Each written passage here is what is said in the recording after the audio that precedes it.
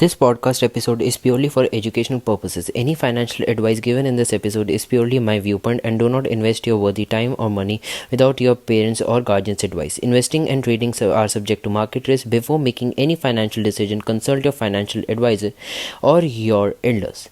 Any strategies or advice given in this episode shall be carried out by viewers' risk. Hello and welcome back to the podcast. You're watching X Factor Kirat. My name is Kirat Rekil. Welcome to 9th episode of XFK. तो आज भी ये वाला podcast भी Hindi episode ही रहेगा और हिंदी में ही मैं आगे करूँगा. बस इंट्रो आउट्रो थोड़ी सी इंग्लिश में रह देती है. और आज मेरे को मतलब जब मैं वो स्टार्ट कर रहा था रिच डैड पुअर डैड वाली ऑडियो बुक जो ब्रेकआउट फ्राइडे था, जब मैं एडिट कर रहा था उस एपिसोड को, तब मेरे को रियलाइज़ हुआ, काफ़ी लोगों ने मेरे को भी मैसेज किया, even in a YouTube comment even I got that कि मतलब कि भैया वो सारी चीज़ें हमें पता थी और वेल्थ के बारे में जो आपने कहा है वो मोस्टली बच्चों को पता ही होती है, इतना थोड़ी सी नॉलेज फाइनेंशियल दी जाती है. तो मैंने भी कहा ठीक है, तो इस पर थोड़ा सा और वर्क करते हैं. अगर आपको कंटेंट में इम्प्रूवमेंट चाहिए तो हम कंटेंट में इम्प्रूवमेंट ला रहे हैं. तो ये वाला हम जो एपिसोड है, this episode is purely about personal finance thumb rules for your dream life. मतलब जो एक फाइनेंस के रूल्स होते हैं जो लोगों को याद रखने चाहिए, जिस करके लोग अपना वेल्थ या अपनी जो ड्रीम लाइफ जो जीना चाहते हैं वो कर सकते हैं. ड्रीम लाइफ या तो वो हो सकते हैं कोई बड़ी अच्छी कंपनी में जॉब लेके सेटल होना, कोई अच्छा बिजनेस करके सेटल होना, कुछ और कंपनी खोल के सेटल होना या स्टार्टअप खोल के सेटल होना. सबकी अपने अपने गोल्स होते हैं. तो इसको एपिसोड को स्टार्ट करने से पहले मैं कुछ मतलब चीज़ें बताना चाहूँगा कि यार ये चीज़ आप हमेशा याद रखना. जो ये मतलब ये कुछ सेइंग्स हैं काफ़ी बहुत ही रेप्यूटेड लोगों से, like Warren Buffett, Steve jobs, सुंदर पिचाई. तो मतलब यही सारी कोट्स भी हैं और कुछ उनके थॉट्स भी हैं. तो मैं यही आपसे शेयर करना चाहूँगा थंब रूल्स करने से पहले, क्योंकि वो मतलब मेनली जो उनके एक एज अ कोलैबोरेटिव एक इवेंट हुआ था जहाँ पे ये सारे लोगों ने अपना व्यू पॉइंट दिया था. तो मैं उसमें से आपको एक समरी टाइप देना चाहूँगा. उन्होंने अर्निंग पे ये कहा था कि आप कभी भी सिंगल इनकम पे डिपेंड ना हो, आप इन्वेस्टमेंट्स करो और आप फ्रीलांस करके आप अपनी सेकेंडरी पैसिव इनकम बनाओ. जो आपकी सेकेंडरी पैसिव इनकम होएगी वो आपके मोस्टली वांट्स और जो आपकी ख्वाहिशें होती हैं वो आपको पूरा करेंगी.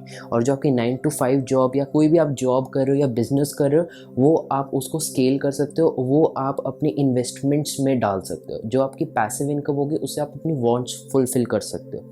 और उन्होंने एक स्पेंडिंग पे बहुत अच्छा एक बोला था कि अगर आप वो चीज़ बाय करोगे, if you buy the things which you not need soon then you will have to sell the things which you need. मतलब अगर आप ऐसी चीज़ ले रहे हो जो आपको थोड़ी दिनों के लिए चाहिए, जैसे एक एग्जांपल था, एक बंदा था, मतलब he was in my known.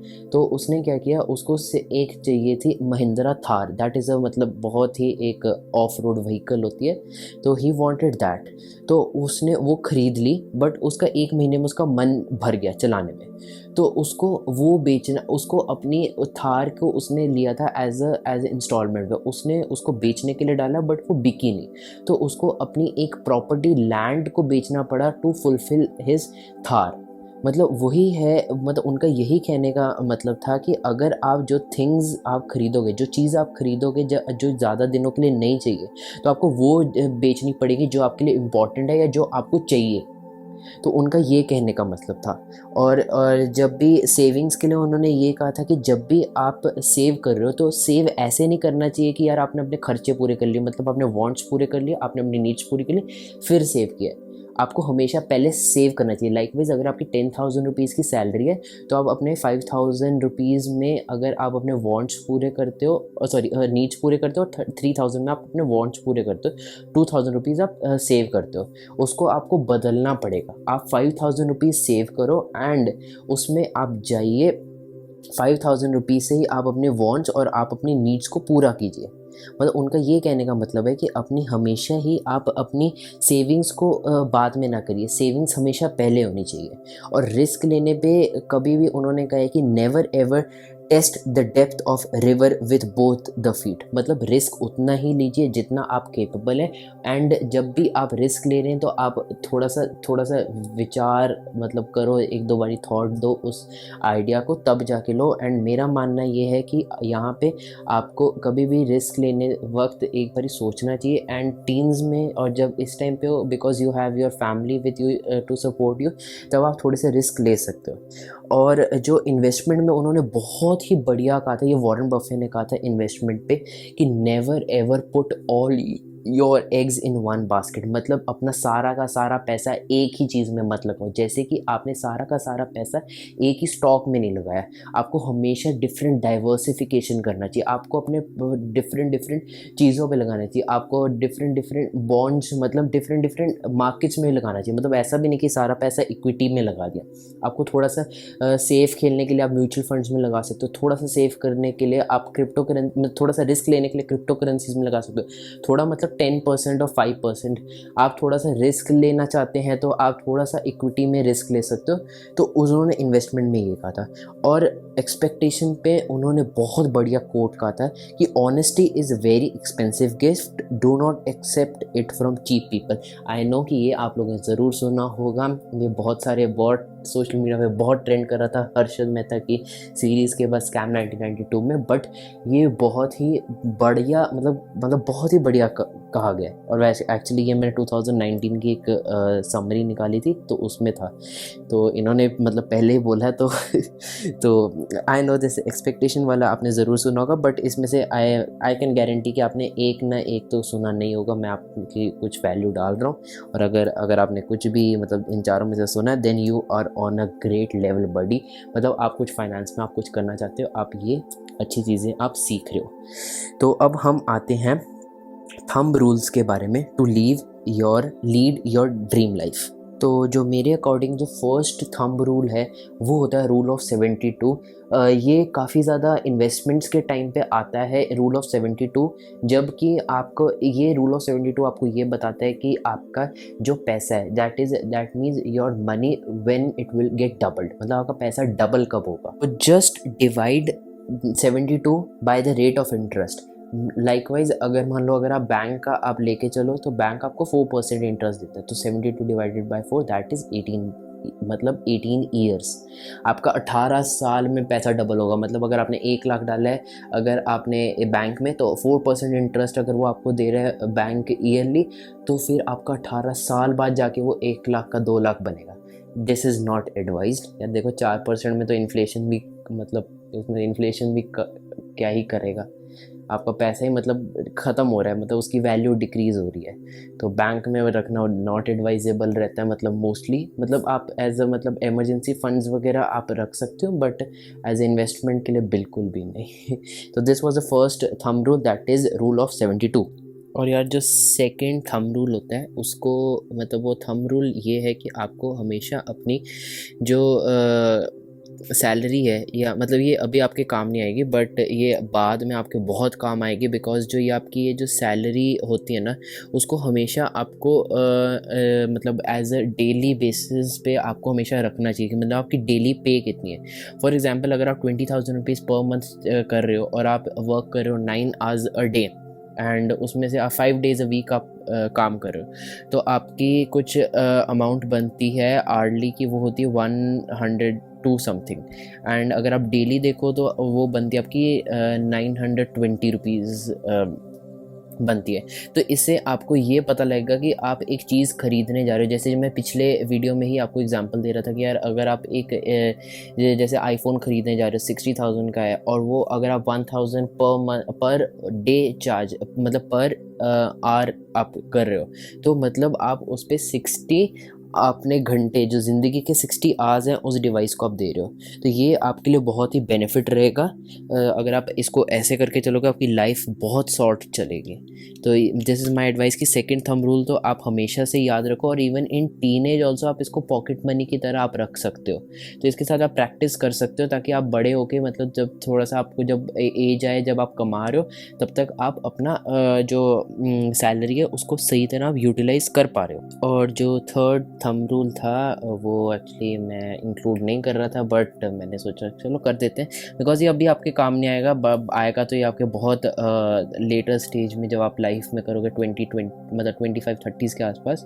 But चलो मैं बता देता हूँ। ये रिलेटेड था कार पे। मतलब अगर आप एक कार खरीद रहे हो, वो आपका डिसीजन होता है कि आप कब कार खरीद रहे हो, बट जब आप कार खरीद रहे हो तो उसकी वैल्यू जो है वो आपकी 6 मंथ्स की इनकम से ज़्यादा नहीं होनी चाहिए, मैक्स टू मैक्स 7 मंथ्स, उससे ज़्यादा बिल्कुल भी नहीं होनी चाहिए। और ये जो होती है, जैसे एग्जांपल दूँ तो मतलब अगर आप 1 लाख रुपए पर मंथ कमा रहे हो एज पर मंथ, तो आपकी जो कार की वैल्यू होगी वो मैक्सिमम 6 लाख, 6.5 लाख या मैक्सिमम 7 लाख हो सकती है।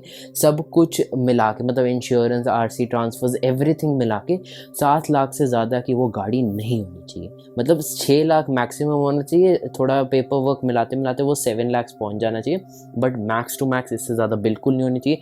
और गाड़ी जब आप खरीद रहे हो तो आपको 24-10 रूल हमेशा याद रखना चाहिए। ये एक और मतलब थंब रूल, सब थंब रूल आप कह सकते हो इसको। 20-40-10, इसका 24-10, सॉरी 24-10, इसका क्या मतलब होता है? 20% आपको इसकी डाउन पेमेंट करनी ही करनी है, तभी आप गाड़ी ले सकते हो। और उसको 4 साल से ज़्यादा फाइनेंस नहीं करनी चाहिए। ये उन्हीं के लाते हैं जो फाइनेंस करते हैं, बट फाइनेंस पे करना नहीं चाहिए, बिकॉज आपको अगली जॉब क्या, मतलब आपको अगले ईयर्स की स्टेबिलिटी के बारे में आपको पता नहीं है। और आप रिस्क इतना बड़ा ले सकते हो कि आप मतलब आपको अपना कुछ, मतलब जो मैंने स्टार्ट में कहा था कि आपको अपने शौक पूरे करने के लिए मतलब आपको वो चीज़ें करनी पड़ेंगी जो आपकी ज़रूरत की है, वो आपको बेचना पड़ेगा। तो इसलिए प्री प्लान करके करना। और 24-10 रूल का मैं बता रहा था, 20% आपको डाउन पेमेंट करनी पड़ेगी। 4 साल से ज़्यादा आप इसको आप फाइनेंस नहीं करा सकते। एंड 10% जो आपकी टोटल इनकम है उसी में आपका सारा कार का एक्सपेंस जाना चाहिए पर मंथ। मतलब 10,000 में आपकी जो भी कुछ EMIs वगैरह हैं या कुछ भी है आपकी, या आपका पेट्रोल एक्सपेंसेस है, या उसमें कोई खर्चे आ रहे जैसे सर्विस हो गया, वो आपकी 10% से ज़्यादा बिल्कुल नहीं होनी चाहिए। उसी हिसाब से आपको कार लेनी चाहिए। मेरे को पता है कि ये थोड़ा सा मतलब टीनेज के लिए बिल्कुल नहीं है, बट आगे के लिए ध्यान रख लो। जो 4th थंब रूल है वो बहुत ही रिलेट है आप सब लोगों से, बिकॉज ये थंब रूल है इन्वेस्टमेंट के बारे में। अगर आपको डेप्थ इन्वेस्टमेंट के बारे में ज़रूर पता होना चाहिए। मतलब जो कि मार्केट, जो स्टॉक मार्केट की फ्लक्चुएशन, या जैसे डिफरेंट कमोडिटीज़ के फ्लक्चुएशंस के मतलब उस पर चेंज ना हो। मतलब वो थोड़ा स्टेबल रिटर्न देता है, थोड़ा रिस्क फ्री होता है, मतलब थोड़ा नहीं, काफ़ी रिस्क फ्री होता है। एंड मतलब आपको डेप्थ में इन्वेस्ट करना चाहिए at your later stages, because वो थोड़ा सा एक सेफ गेम होती है। एंड वो 8-10% दे देता है, बट इक्विटी मार्केट थोड़ा ज़्यादा दे देती है, and that is the only difference. और बट आपको जब रिस्क ले सकते हो आप, तब आप इक्विटी मार्केट में लो, बिकॉज वो थोड़ा रिटर्न अच्छा देते हैं, वो थोड़ा सा आपकी वेल्थ बढ़ाने में काम देगा। डेप्थ में आप एज ए एमरजेंसी फंड, या आप as a safe secure funds रख सकते हो, जिनको आप कभी भी निकाल सकते हो as a in case of emergency, या कुछ आपने अर्जेंटली कुछ किसी चीज़ की पेमेंट करनी है, या कुछ मतलब वांट्स के लिए नहीं, आपकी नीड्स के लिए जो इम्पॉर्टेंट है उसके लिए आप रख सकते हो। बट जब तक आप मतलब 25 से कम के हो, तो आपका मोस्टली पोर्टफोलियो 90% आपका इक्विटी में होना चाहिए, बाकी 10% आप मतलब डेप्थ में रख सकते हो for a safe game, because वो थोड़ा नहीं काफ़ी सेफ रहता है। और जैसे जैसे आप बड़ा होते जा रहे हो, तब तक आप उसको इक्विटी में थोड़ा थोड़ा हटा के आप डेप्थ में लेके जाओ, बिकॉज सिक्योरिटी जो कि बहुत इंपॉर्टेंट होती है इंडियन फाइनेंशियल सोसाइटी में, तो सेफ्टी आपकी बढ़ जाती है। तो this is one of peace of advice and also financial thumb rule, जो आपके अपनी ड्रीम लाइफ के लिए यूज़ कर सकते हो। और इसी के साथ हम यहाँ पे अपने 5th थंब रूल की तरफ भी आते हैं, जो होता है 100 माइनस योर एज। मतलब ये मतलब जो आपकी कितना परसेंट इक्विटी में होना चाहिए। मतलब 100 माइनस, अगर मान लो अगर आपकी एज 20 है, तो 100 माइनस 20 मतलब 80% आपकी इक्विटी में होना चाहिए। बाकी आप मतलब किसी और, मतलब आपके जो टोटल नेटवर्थ है या आपकी जितनी सेविंग्स या इन्वेस्टमेंट है, 80% आपकी इक्विटी में होनी चाहिए। और वहीं पे 70 ईयर्स का अगर बंदा है, तो उसका 100 minus 70 that is 30, that means 30% of his investment should be in equity, because क्योंकि यार उनको सिंपल से उनको इतना रिस्क लेना नहीं होगा, और अगर मान लो मार्केट फ्लक्चुएट मारती है और उनका लॉस होता है तो they could also have some mental and health issues. तो इस करके ये फिफ्थ जो थंब रूल था इसको हमेशा याद रखो, इसकी हमेशा इंपॉर्टेंट रहता है जब आपकी एज के हिसाब से वो आपको बताते हैं कि कितना बड़ा रिस्क ले सकते हो आप।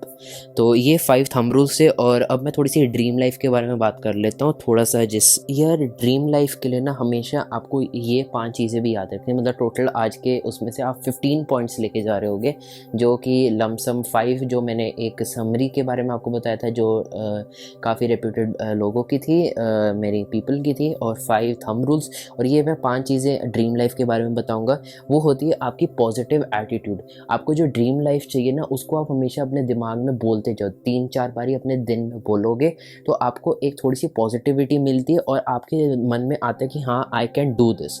और हमेशा जो सेकंड पॉइंट होता है वो इसके थोड़ा रिलेटेड ही है, और हमेशा आपको एक क्लियर विजुअलाइजेशन आपको हमेशा रखना चाहिए अपना कि मेरा पाथ ये है, मैं इससे डिस्ट्रैक्ट नहीं होगा। बिकॉज अगर आपने एक चीज़ से डिस्ट्रैक्ट हो गए तो कोई और आपकी जगह आके कोई और अपना सपना पूरा कर देगा और आप उसको देखते रह जाओगे। तो ये सेकंड 2 पॉइंट्स थे। थर्ड थी आपको कभी भी इमोशनल नहीं होना किसी भी एक डिसीजन को लेके, चाहे वो किसी इन्वेस्टमेंट की हो, चाहे वो आपकी किसी फैमिली की हो, चाहे वो आपका किसी अपने का ही हो, या चाहे वो किसी जॉब का ही हो। वो मतलब ये इमोशन वाला किसी भी तरह के आपको इमोशनल नहीं होना चाहिए। बिकॉज चाहे if you are a lady और if you are a gents, emotional होके कई बारी लोग अपने परमानेंट डिसीजंस ले सकते हैं। बिकॉज मेरे को भी जैसे एक कोट स्ट्राइक आया कि never ever make decisions when you are sad, never make decision when you are happy, and never make decisions when you are angry. तो जब आप एंग्री होगे तो आप कई सारी चीज़ें तोड़ दोगे, आप कई सारे अपने इवन आप अपने ड्रीम को डिस्ट्रॉय कर दोगे। नहीं यार, जैसे आप मान लो अगर आपके पेरेंट्स ने टोका कि नहीं भाई ये तूने नहीं करना, तो आपको गुस्सा आएगा, आप अपना सारा का सारा ड्रीम अपना बंद कर दोगे। अगर आप खुश होगे आप किसी को वादा कर दोगे कि हाँ भाई ठीक है मैं तेरे को ये दिला दूंगा, बट जब देन आप आफ्टरवर्ड्स यू विल रियलाइज़ कि नहीं यार ये बहुत गलत एक डिसीजन हो गया। कभी भी आपको ऐसे डिसीजंस इन इमोशंस पे कभी नहीं लेने चाहिए। और जो फोर्थ होता है वो होता है आपकी बिलीवनेस, मतलब अपने खुद में बिलीव रखो और कभी भी ऐसा डीमोटिवेट कभी मत रखो। और फिफ्थ पॉइंट जो होता है वो होता है आपकी एक लाइफ का स्क्रिप्ट। आप अपनी लाइफ की स्क्रिप्ट खुद लिख रहे हो। मैंने जैसे एक टाइम वाले एपिसोड में बोला था कि आप एक लाइफ को वेब सीरीज़ की तरह ले रहे हो और आप उसके ही स्क्रिप्ट लिखने वाले हो, आप ही उसके स्टोरी राइटर हो। तो आप अपने शॉर्ट टर्म गोल्स लिखो, अपने लॉन्ग टर्म गोल्स लिखो, अपनी ज़िंदगी आप अपने आप खुद ही संवारोगे। तो ये थी मेरी एक 5 टिप्स छोटी छोटी सी, और I am grateful to you कि आप मेरे को यहाँ पे आए, आपने अपना टाइम दिया, एंड आई होप कि आपको इस वाले पॉइंट्स में से आपको कुछ मिला होगा और मैंने आपको कुछ ऐसा बताया होगा कि जो आपने पहले सुना ना हो, क्योंकि इस पे मैं थोड़ी सी काफ़ी सारी रिसर्च की है। तो I hope you like this episode of XFK, and कुछ भी अगर आपको हो तो you are free to message me जैसे आप करते हो। And I love reading your messages and I love improving in my content. And मेरे को कई मेरे क्लोज फ्रेंड्स के भी फ़ोन आए थे कि you are doing a great job. I am very thankful to you if you are listening this. And so that is it for today's podcast. You're watching X Factor Kirat. My name is Kirat Reki, signing out.